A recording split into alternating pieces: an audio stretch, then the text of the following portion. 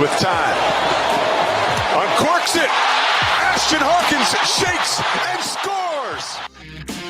This is the Sikkim 365 radio postgame show. Second and long scenario.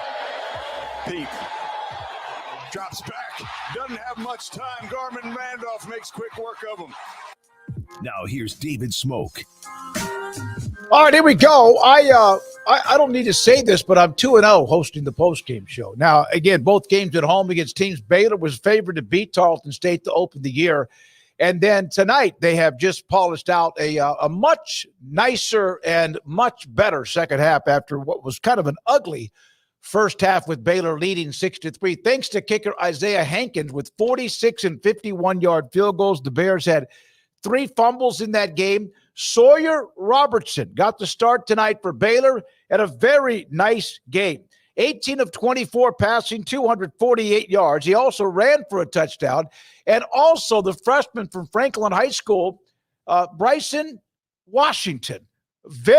Keenan Hall told me this like 2 or 3 months ago, that he felt like Bryson Washington would pop loose.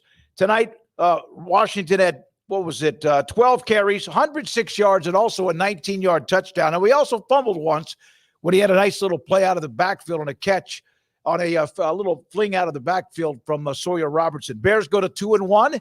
They beat Air Force. Final score 31-3, and they moved their record again to 2-1 on the year. If you want to get on the show, if you want to get in, it's not like there's a phone number, but in the chat room or on the screen, 365 Sports YouTube, you can see where Garrett has said, get yourself in queue.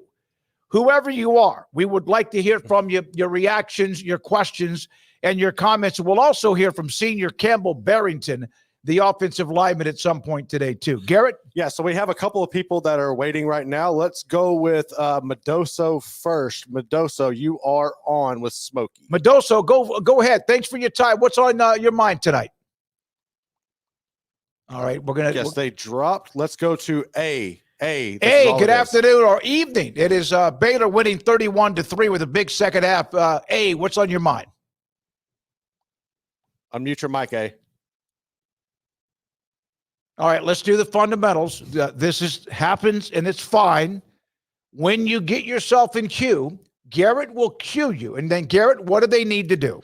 Make sure your devices are connected. If you have your earbuds in, make sure your earbuds are connected. If you're just on your cell phone, make sure your cell phone is connected. Right now we have Hayden. It looks like Hayden's ready. All right, Hayden, thanks for your time. And you start us off, hopefully, here on the postgame show. Baylor wins easily. In the second half, they dominate 31-3. Hayden, go ahead. I hear you, Hayden. Go ahead. Go ahead, Hayden. You got something to say, Hayden? All right, Hayden's getting dropped. He's there. Let's go with Burrs. Burrs, thanks for your time. Let's see if we can break this 0-for-3 drought. Burrs, good afternoon or evening. Burrs dropped. Let's try Brian here. Brian, you're next. Brian, go ahead. Hey, guys. Man, that was a tale of two halves, but so great to see the team just have, offensive life. And the defense was great again, but the offense was just what we've been expecting all year. So very excited. Gives me hope. Did you like what you saw from Sawyer Robertson in the start with Finn being injured?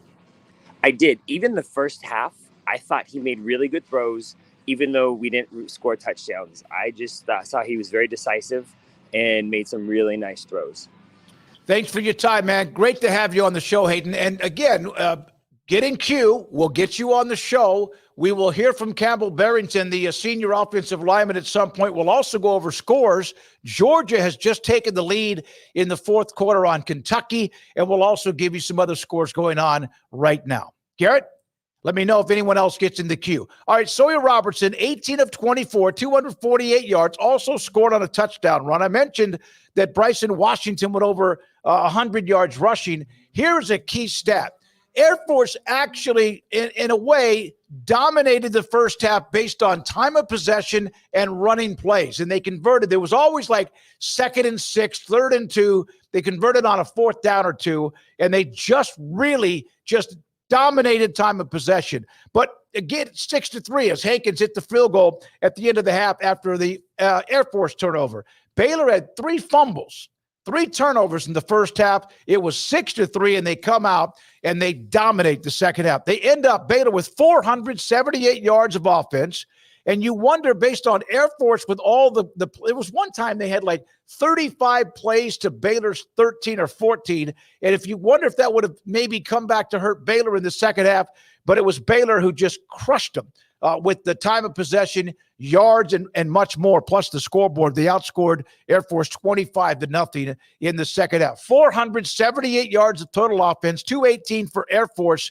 And I think they might have had less than 100 yards of offense in the second half. Baylor also had an interception in that game tonight against the Falcons. So a nice, I don't know what was said.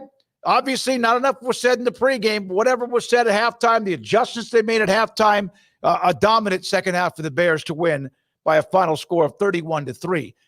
Garrett, let's go to the Big 12 scoreboard as of what's going on at this particular time. He has a graphic of the games going on right now. And in the Big 12 at this particular time, let me get to my screen so I could also compare them to what you have. And here we go. So going on right now, Colorado is separated from Colorado State. Remember, that was the game that was well past midnight last year, and Colorado State had the lead and the ball near midfield. They punted, and then Shador and company went like 97 yards to tie it. Game in overtime, and Colorado won it in overtime. They're dominating now, 28-9. Sanders, 301 yards passing, 4 scores, and Colorado State has also turned it over a few times. Hunter has an interception. Travis Hunter also 90 yards receiving and 2 touchdowns. TCU looked like they had kind of just taken care of UCF, but here come the Knights. 4:25 to go. TCU 34 and UCF 28. Josh Hoover has nearly 400 yards passing in this game and 4 touchdowns. R.J. Harvey, 172 yards rushing and a couple of scores right now for UCF. So this one is not over. And in fact, TCU has the ball at their 14-yard line with 4:25 to go. Houston's going to get a win. 26-0 against their crosstown rival, Rice, 26-0. And they had a 75-yard punt return in this game. BYU in Laramie leading Wyoming 17-7 at half. Now, here are the finals from earlier today. We are 365 Sports. If you want to give a comment, a reaction, a thought, or a question, get in queue. But when you do, make sure you have your phone ready. Real quickly, Utah beat Utah State. It wasn't easy, but they did. Oklahoma State, Alan Bowman, 5 touchdowns, hammered Tulsa. Cincinnati with a win against Miami of Ohio. Nice night, the running back Kiner with 126 yards. Texas Tech took out some frustration, 66-21. Baron Morton, 4 touchdown passes. Taj Brooks is back, 109 yards and a touchdown on the ground. And a bad loss for West Virginia. Led 34-24 with like 5 minutes left and gave up 2 long 75-yard drives that took just over a minute, and Pittsburgh wins the game 38-34. Garrett? Yeah, so we have Baylor Dad 79. Baylor Dad 79. Turn your mic on, and you are on with Smokey. Baylor Dad 79. Go ahead. We got to get this system down. I know you get in queue. And we're gonna be patient with you. We want to hear from you. So when you get in queue, make sure your device, whether it's AirPods or however you have that, your microphone, your phone is ready to talk, and we'd love to get to you. So let's try to do that again with Baylor Dad. Baylor Dad, are you there? He is not. Nope. Okay. Also, of course, the games in the Big 12 on Thursday night, Arizona State rallied to beat the Bobcats and G.J. Kinney 31-28. And then Kansas State beat Arizona, and KU lost to unbeaten UNLV 23-20. Garrett? All right, Rick, we're coming to you right now. You're on with Smokey. Thank you. I would just like to ask if Aranda wants to keep his job after the end of this year, don't you think his hand was forced tonight and he's going to have to stick with Sawyer Robertson? It's a great question. I don't know the specific injury of DeQuan Finn. I know Darby Brown had a picture with Finn and his arm was in a sling. His right arm was in a sling. There had been some murmurs about the possibility of an injury. I don't know this specific injury. I'm not in the post game. Craig is there for us. Levi is there for us, and maybe we can get that information. But after tonight, even if DeQuan Finn could play next week in Colorado, you have to stay with Sawyer Robertson. That's my opinion.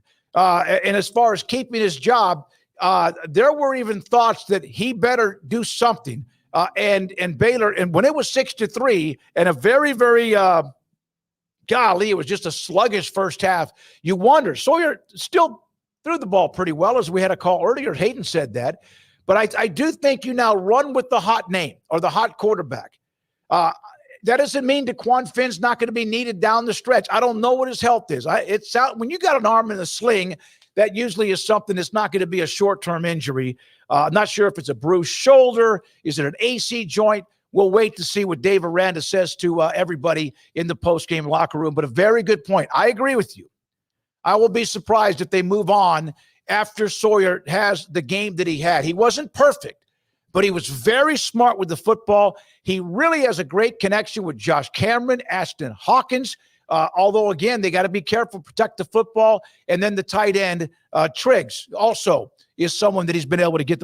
Hey, by the way, they had a running game. A running game protects the quarterback and gives him time. Thanks for the call. Garrett? We have Riley. Riley, you are on with Smokey right now. Riley, go ahead. Riley, go. Time. Yes, sir. Go ahead. About time we see Sawyer. Great game from him. No surprise for his Seth Park quarterback. Sick and Bears. Thank you, Riley. Appreciate the call. I know that the most popular quarterback when a team loses is the backup quarterback. Some of those backup quarterbacks played for teams today in college football. For example, A&M went with Marcel Reed, the very talented freshman, and he was good for them.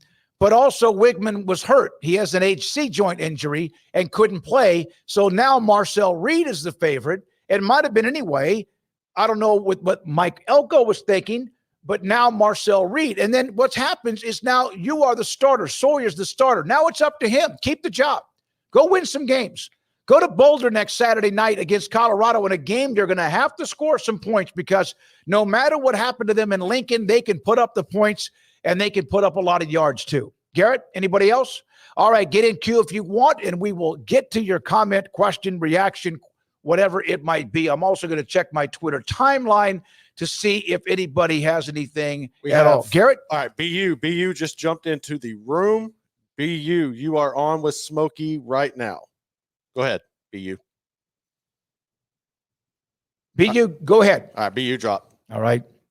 I don't understand the drop part of it. It may be a connection or two. We are awaiting Campbell Barrington, Baylor offensive lineman, as they eventually, with nearly 500 yards.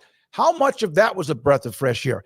We were in the elevator with Troy Gerhardt, who's the media relations for football for Air Force, who set us up to talk to Troy Calhoun, their head coach, earlier this week. And someone correct me if I'm wrong. Based on where they were at halftime, 6-3, Baylor got the long field goal from Hankins, and boy, did that was necessary. But I thought Air Force had Baylor right where they wanted them, plus again had dominated time of possession. So if they could get the ball and have another drive early in the third quarter, maybe it's Baylor that runs out of gas, even though they have pretty good depth. But Baylor just absolutely, Air Force had no chance in that second half as the Bears run up big yardage and win the game 31-3. Let's see here. I got a couple of other stats on this.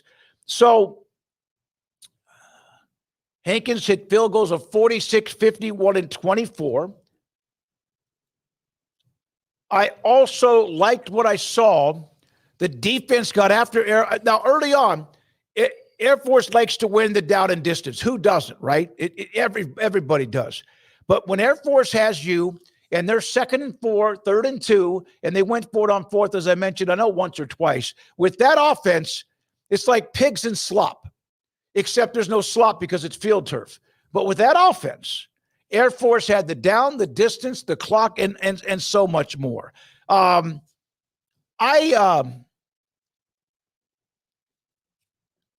I thought there was a key possession where Air Force down 3-0. They missed a field goal too in the first half, down 3-0. If they would have stuck a touchdown in there when they were down 3-0 instead of settling for a field goal, that would have been pretty interesting. The 3 turnovers, you have to protect the ball. It just, like, for example, I know I saw some chatter on the Twitter timeline. You got to remember, we're in the stadium. I don't have a television in front of me. I'm not watching it on my laptop. I'm not in my living room where I can see like 3 or 4 different angles of whatever network is carrying the game. I can't do that. So there are some calls or moments in the game when some of you want to tell me about a replay or something that was said and the hit on Bryson Washington, and why didn't Aranda throw the flag? And Bryson Washington, I like the fact that he went for the contact. He picked up, 20, 25 yards on that play at the end of the half. I like the fact that he went for contact and ran. He and the defensive back, it was a hell of a collision. Get out of bounds.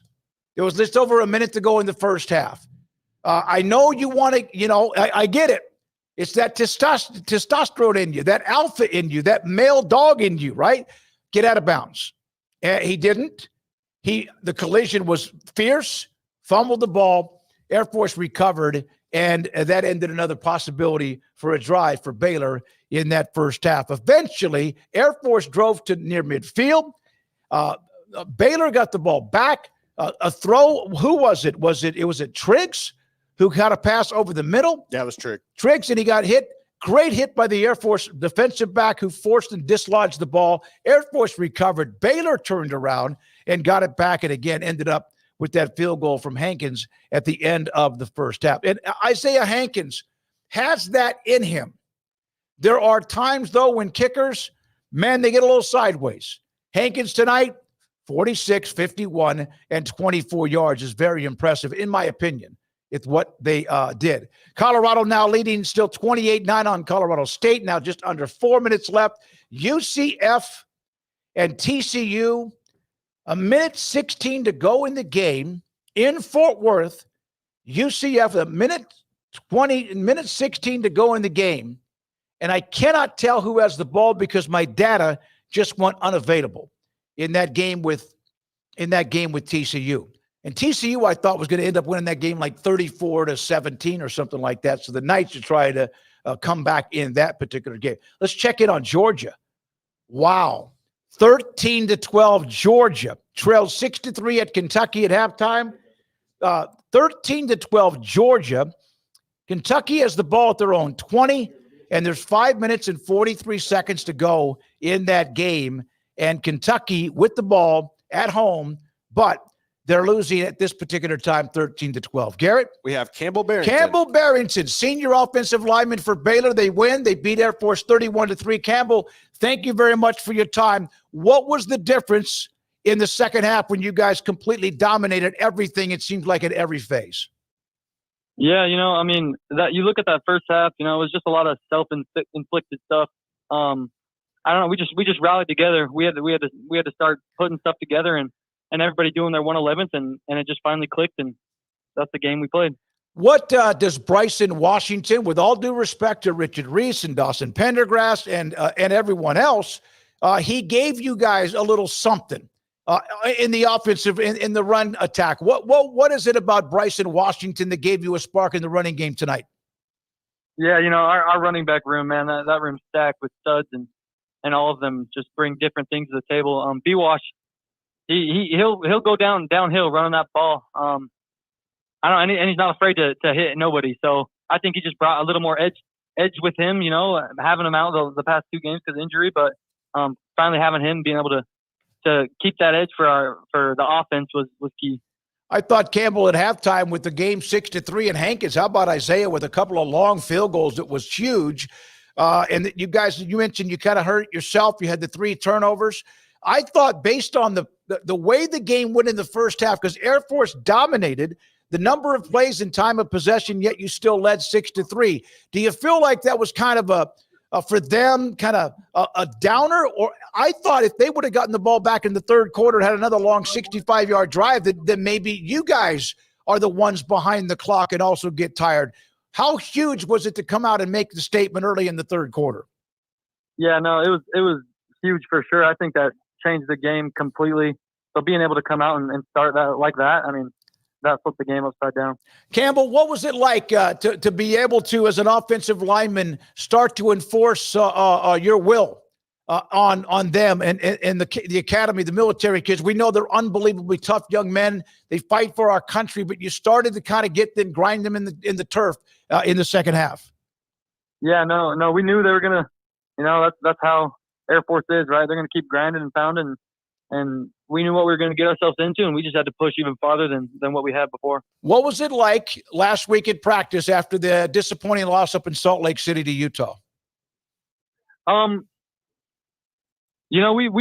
had a good check-in with ourselves, watching film and everything. But I mean, it didn't change our mentality. We know we're a good team.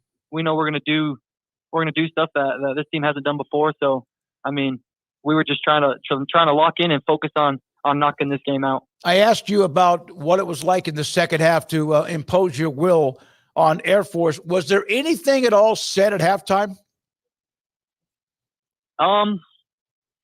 Not necessarily. No, we just came together. I mean, we were slowing things down. We were trying to correct. Trying to not hurt ourselves in whatever aspect of the game. And when we finally all came together and we're moving the ball, we're playing great football. So. What was the feeling when Sawyer Robertson was the one who was going to start the game? I know DeQuan had a sling on his right shoulder. It was in a sling tonight. When did you guys know Sawyer was going to get the start, by the way? Yeah, we found out, in the week. I mean, so we were getting comfortable with Sawyer during the week. So it was, I mean, it wasn't like necessarily a game-changing event, you know what I'm saying? So you had a few days. It wasn't like, for example, this was overnight. This was not today. You've known this for 2 or 3 days during practice? Yes, sir. What was it, the feeling to make sure of course, DeQuan started the first couple of games. Last week was difficult. What was it like to make sure, because Sawyer, he was on this team a year ago. He's been around. What was it like to give him that chance to lead you guys to a win? Yeah, they're both studs. And so, I mean, either one of them that's going to be in the backfield, we're going to do our best to protect them, and we have all confidence in them and throwing the ball and making his reads and guiding us to a win. All right, you have the win. Just as a player, fans look at wins and losses. They can react any way they want. Sometimes fans or even media, you look 2, 3, 4 weeks down the road. You get the win, you clear the win, you get a chance to enjoy it tonight and maybe a little bit tomorrow, and then on the way to Colorado, one of the new members of the Big 12. What will that be like, and how important is it for this team to win a game on the road? Yeah, I mean, we're excited. We're fired up for it for sure. I mean, I don't know what else to say. I mean, we're going to go out there and do what we can and play our best football, come together. And, I mean, a win on the road would be huge, especially in Colorado. So we're excited for that. Campbell, what's it like when you start to dominate? Is there a lot of talk amongst the offensive line? There's no huddles anymore, basically. Everything's in the spread. You look to the sideline. Everyone's got their keys, their reads, etc. Is there much talk yet, much amongst yourselves, or are you guys pretty much a quiet group during the game? No, yeah, there's some talk, but I mean, we mesh really well together as a whole unit, and so a lot of the times we just know, I mean, what our read should be and what combo blocks we should be working. So we all mesh really well together. Last year was tough, and I know you're tired of hearing about it because now you're 2-1. 3-9 doesn't matter anymore. Can you take us through moments during the offseason that now you start to see the fruits of your labor this year? Yeah, no, for sure. Like, I mean, every workout during the summer, all the walkthroughs, all the run-throughs, everything we did over the summer. I mean, it's just cool to see it all clicking for different guys. Different dudes showing up offensively and defensively. It's super cool. What particular workout was the one you hated the most during the offseason? I mean, they're all pretty rough, not gonna lie. I don't know. I mean, probably our conditioning test that'll for sure take it out of you, and doing 23 110s and then going to a heavy back squat right after. I mean, that'll be a good day for you, but the workouts down here are pretty good. Campbell, thank you for your time. Congratulations on the win, 31-3. Have a great week of practice, and good luck in Colorado against the Buffaloes in Boulder. Appreciate it. Go Thank Bears. you. Campbell Barrington with us on 365 Sports as Baylor beats Air Force by a score of 31-3. If you want to get into Q, we'll kind of extend this. And if you get into Q now with a question, a comment, a reaction, or something you'd like to say about 31-3 Baylor, do it now. And we'll try to maybe tread water here for about a minute. Otherwise, we will head to the gates. Here's one on my Twitter feed. Smoky, and this is from earlier, the call. Can they change quarterbacks this week? No. Garrett? I don't think you can. I mean, I think I see how people would want to, but at the same time, No. I'm talking about you can't change from Sawyer this week against Colorado. Oh no, Sawyer's got to be the guy. You got to ride with Sawyer at this point, especially after the way he came out and played tonight. You saw his efficiency, and he had a better chemistry in the passing attack than what we've seen with Daquan Finn. So I think at this point in time, and obviously we still don't know Daquan's status and if he's even going to be healthy for next week. Hopefully he is, but I don't think you can switch it up. I think you got to ride with Sawyer right now. No, I think there's no question. And we don't even know if Daquan's available anytime soon. I was trying to get a hold of somebody in the post-game interview, but I could not get what maybe Dave Aranda said, and I'm not able to watch everybody else's Twitter timeline. How about this? UCF, KJ Jefferson just threw a 20-yard touchdown with 42 seconds to go in the game, and they now lead TCU 35-34. Wow. It was 28-7 early in the third quarter. TCU 28-7 in UCF behind Harvey in his running game. TCU's got Lemmerman's got a bunch of free field goals in the second half, but it's now 35-34. KJ Jefferson hits a touchdown pass. And remember, he had a really bad start, even though the running game for UCF has been really good. He's got 3 touchdown passes. Harvey now 180 yards for the Knights and 2 touchdowns. This would be a huge win for UCF if they can hold on, but they do score. And I think it's 36 seconds to go in the fourth quarter. We'll see what happens with TCU. Can they get into field goal range, because they've kicked already 3 field goals, all of them coming in the second half. All right, 31-3 Baylor. They play at 7 o'clock in Boulder next Saturday. They're 2-1 on the year. They're above 500. When you tread water, you can't let your head get below the water, right? Because you might start to drown a little bit. So Baylor's 2-1. The first half, there's murmurs. Oh, by the way, what a hell of a job by the fan base tonight. What a great job by Baylor tonight. The blackout was good, because it hasn't always worked that way, because it seemed like sometimes there's this disconnect. At times there's a disconnect.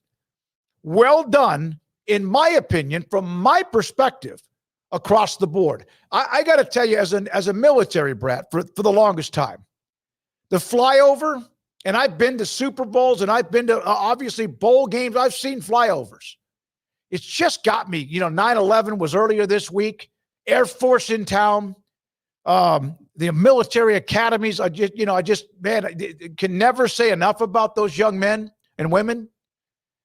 And when they had that flyover with those 2 jets coming over the top of McLean Stadium after the national anthem, it was awesome.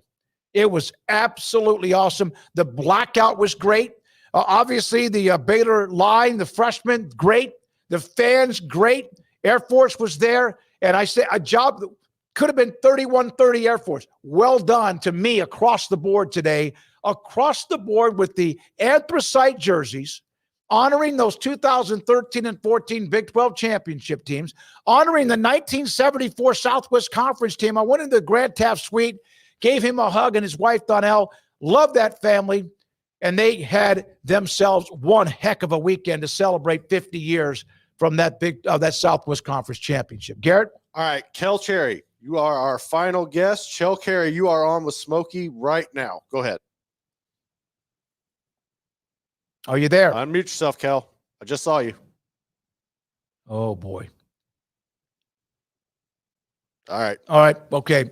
I don't know what we're going to do between now and the next time I do a postgame. I do the postgames when Baylor's in town.